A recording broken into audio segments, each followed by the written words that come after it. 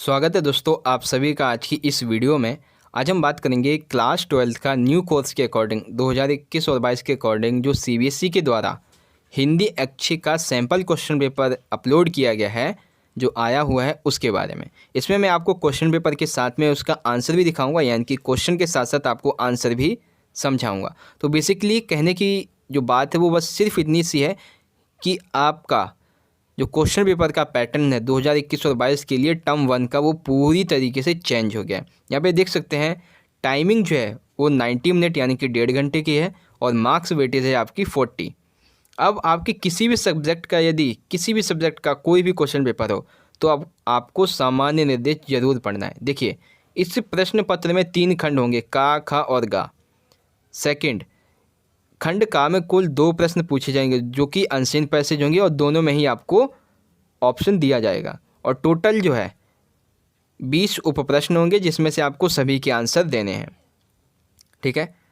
फिर है खंड खा जिसमें आपके 4 प्रश्न होंगे, टोटल 21 उप प्रश्न होंगे जिसमें से आपको 16 के उत्तर देने हैं। फिर खंड ग है जिसमें कुल 3 प्रश्न होंगे जिसमें से आपको 14 उप प्रश्नों के उत्तर देने होंगे। ठीक है, यानी कि कुल मिलाकर कुल 60 प्रश्न होंगे आपके। सबसे पहले आता है आपका अनसीन पैसेज वाला पॉइंट। तो अनसीन पैसेज जो है ये हम सबसे आखिरी में देखें। सबसे पहले हम चलेंगे आपके अभिव्यक्ति माध्यम वाले पार्ट पर। ठीक है, चलिए पहले अभिव्यक्ति माध्यम देखते हैं। सबसे पहला तो देखिए क्वेश्चन नंबर है 3। सबसे पहला प्रश्न क्वेश्चन नंबर 3 का कि खबर की दृश्यों के अनुपलब्ध होने की स्थिति में रिपोर्टर से मिली जानकारियों के आधार पर सूचनाएं पहुंचाने वाले का संबंधित चरण क्या है? ड्राई रिपोर्ट, ड्राई दृश्यहीनता, ड्राई विजुअल या फिर ड्राई एंकर। तो इसका सही आंसर है ड्राई एंकर। ठीक है। क्वेश्चन नंबर 2 है, कक्षा 12वीं का छात्र जो कि मयंक रेडियो सुन रहा था, अचानक से कुछ शब्द ऐसे आ गए जिनका अर्थ उसे नहीं पता था।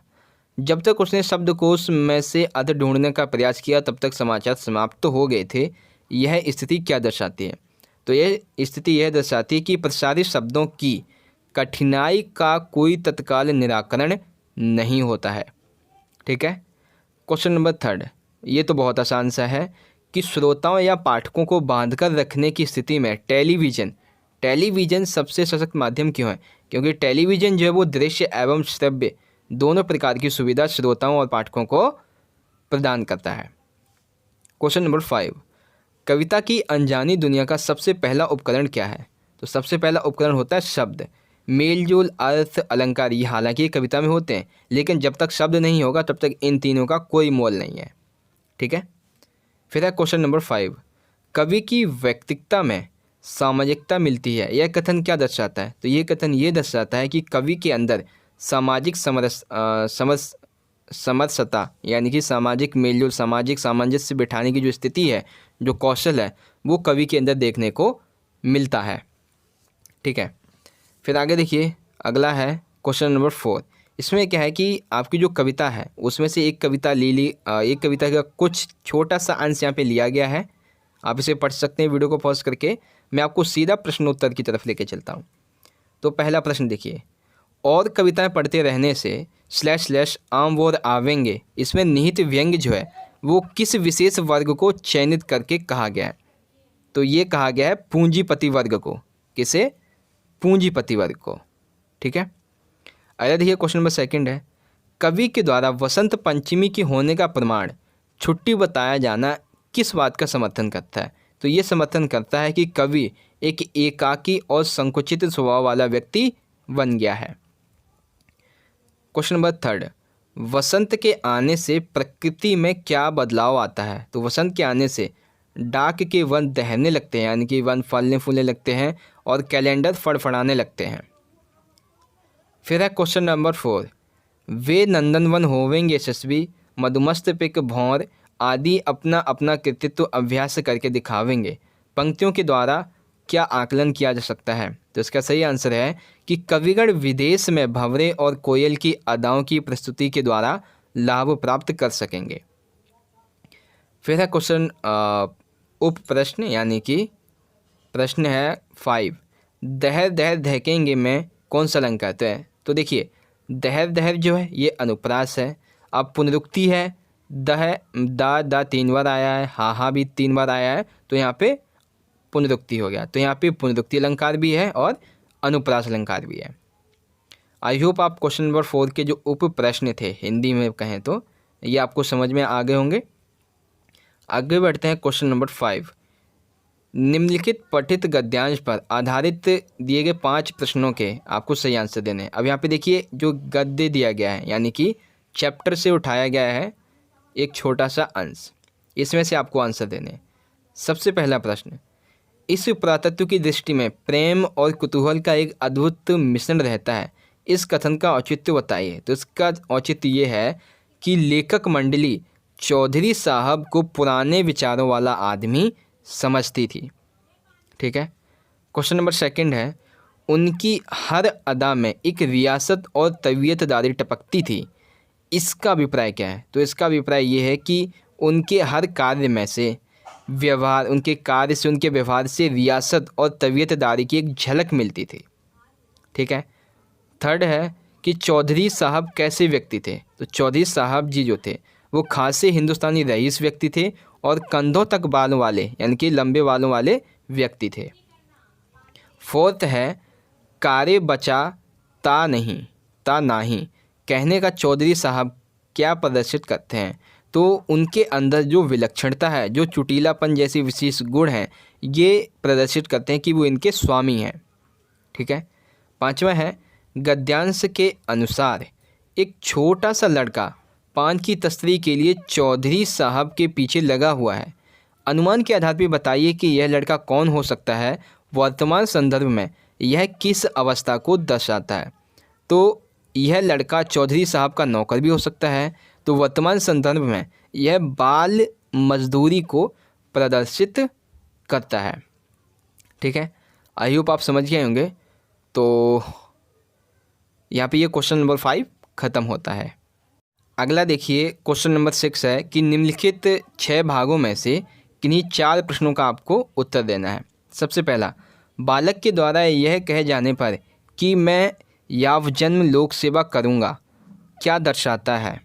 तो ये दर्शाता है कि सिखाया हुआ उत्तर दे रहा था। ठीक है, कि वह जो बच्चा जो है वो सिखाया हुआ उत्तर दे रहा था।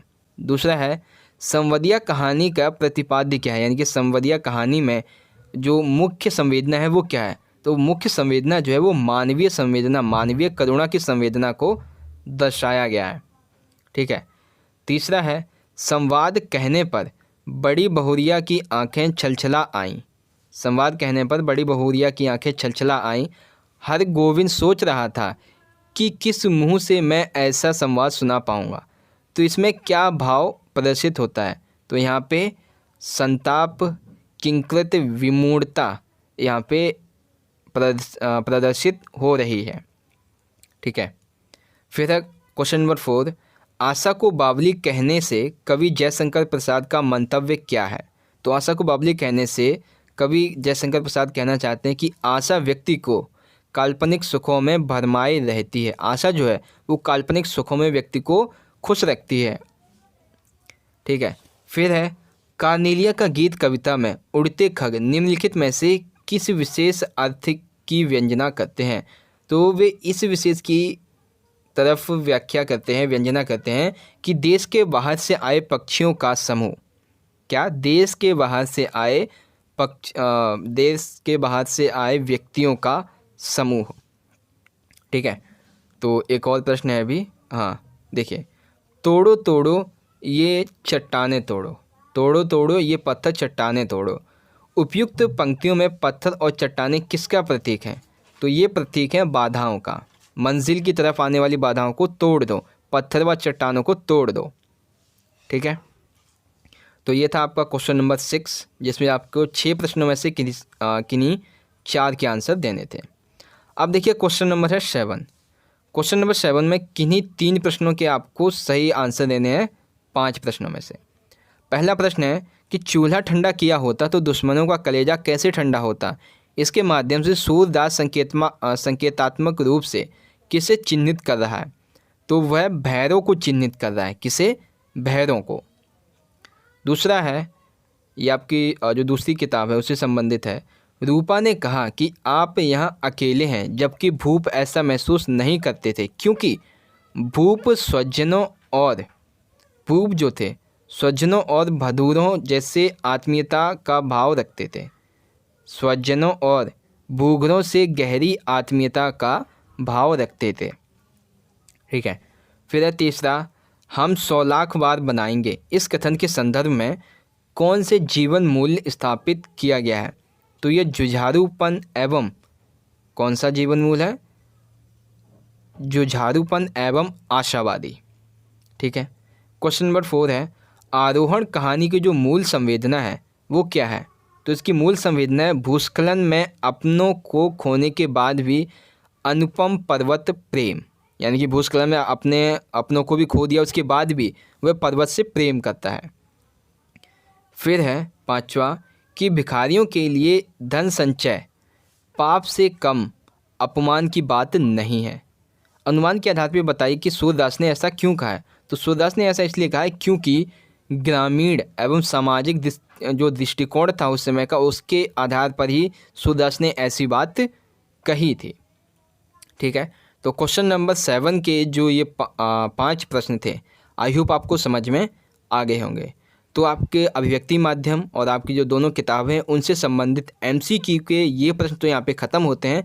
अब हम चलते हैं आपके जो अनसीन पैसेज हैं, ठीक है, गद्यांश वाले प्रश्नों की तरफ। तो देख सकते हैं सेक्शन A है यहाँ पे, और सबसे पहला प्रश्न है, ठीक है, इसमें आपको 1-1 मार्क्स के 10 प्रश्न दिए जाएंगे और इसमें आपको मल्टीपल चॉइस वाले ही सभी प्रश्न हैं। तो गद्यांश को आप पढ़ना चाहें तो पढ़ सकते हैं, और जो प्रश्न है यहाँ पे आप देख लीजिए, प्रश्नों के उत्तर मैंने आपको दे ही दिए हैं। ठीक है। प्रश्न को मैंने पीले कलर से और अंडरलाइन कर रखा है, और आंसर को सिर्फ अंडरलाइन मैंने कर दिया है। ठीक है। तो यहाँ पे आप इसे वीडियो को पॉज करके पढ़ लीजिएगा, क्योंकि अनसीन पैसेज तो हर चैप्टर में, मतलब जो भी क्वेश्चन पेपर होता है उसमें अलग ही होता है। ठीक है। बाकी क्वेश्चन जो ये अनसीन पैसेज होता है, इसको करते कैसे हैं, अपठित गद्यांश को करते कैसे हैं, इसके संदर्भ में मैं एक अलग से वीडियो बनाऊंगा। इसकी एक ट्रिक होती है, वो ट्रिक की वीडियो मैं बना दूंगा, जिससे आप अनसीन पैसेज में, हिंदी के अनसीन पैसेज में बहुत ही अच्छे मार्क्स गेन कर पाएंगे। अब यहाँ पे देखिए, अथवा में एक प्रश्न दे दिया गया है। ठीक है। तो अथवा वाला प्रश्न देखिए क्या लिखा है कि यदि आप इस गद्यांश का चयन करते हैं तो कृपया उत्तर पुस्तिका में लिखिए कि आप प्रश्न संख्या 1 में दिए गए गद्यांश 2 पर आधारित प्रश्नों के उत्तर लिख रहे हैं। प्रश्न संख्या 1 में दिए गए दूसरे गद्यांश के आधार जो प्रश्न पर आधारित हैं उत्तर, वो लिख रहे हैं। ठीक है। तो ये दूसरा प्रश्न नहीं, बल्कि पहले ही प्रश्न का दूसरा पार्ट है, अथवा वाला। तो यहाँ पे देखिए, इसके मैंने आंसर जो है वो नहीं अंडरलाइन किए हैं। बाकी जो गद्यांश, जो काव्यांश है आपका, दूसरा प्रश्न आता है आपका काव्यांश का। ठीक है। 8 मार्क्स का है ये। तो इसमें 1-1 मार्क्स के आपके 8 प्रश्न होंगे। ये आपका गद्यांश हो गया। और यहाँ पे देखिए क्वेश्चन जो है और क्वेश्चन का आंसर जो है वो मैंने अंडरलाइन कर रखा है। आप वीडियो को पॉज करके इसे पढ़ लीजिएगा। बेसिकली जो मेन था वो तो मैंने आपको समझा ही दिया है। ठीक है। उसके बाद फिर यहाँ पे अथवा में भी इसका एक गद्यांश दिया हुआ है, और बाकी क्वेश्चन नंबर 3, 4, 5, 5 यानी 6, 7 ये मैंने आपको समझा ही दिए हैं। तो इस तरह से बच्चों हमारी आज की ये वीडियो ख़त्म होती है। और वीडियो अगर अच्छी लगी हो तो वीडियो को ज़्यादा से ज़्यादा अपने सभी दोस्तों के साथ जरूर शेयर करिएगा। हम मिलेंगे अगली वीडियो में किसी नए क्वेश्चन पेपर की वीडियो की सॉल्यूशन वीडियो के साथ में। तब तक के लिए आप पढ़ते रहिए, अपना ख्याल रखिए। धन्यवाद। जय हिंद। वंदे मातरम।